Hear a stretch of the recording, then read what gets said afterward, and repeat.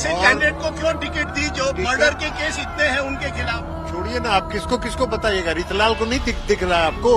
आपका माइंडसेट कुछ दूसरा है, आपके नैरेटिव दूसरे हैं, तो आप अपने नैरेटिव को मेरे मुंह पर मत डालिए।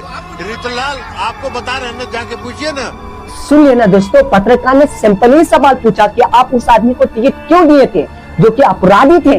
तो पत्रकार को ही लल्लन जी ने क्या कहा जानते हो? माइंड सेट कहा, नेगेटिव कहा। ये कह रहा है कि पत्रकार को आप इस तरह का कहिएगा, जो कि हक के लिए आवाज उठाते हैं, उसके लिए आप इस तरह का बोल रहे हैं।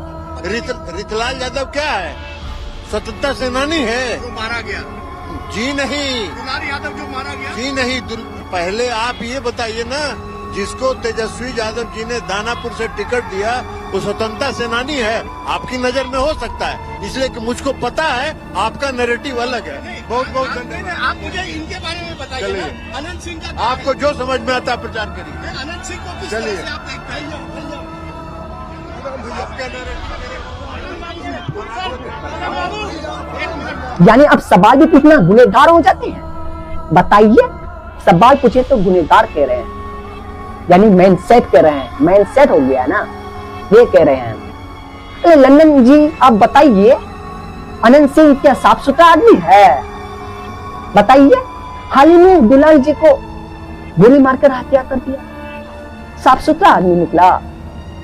और आपसे सवाल पूछा जा रहा है क्योंकि आप उसका प्रचार कर रहे हैं, चुनाव प्रचार कर रहे हैं, तो आपसे सवाल नहीं पूछा जाएगा।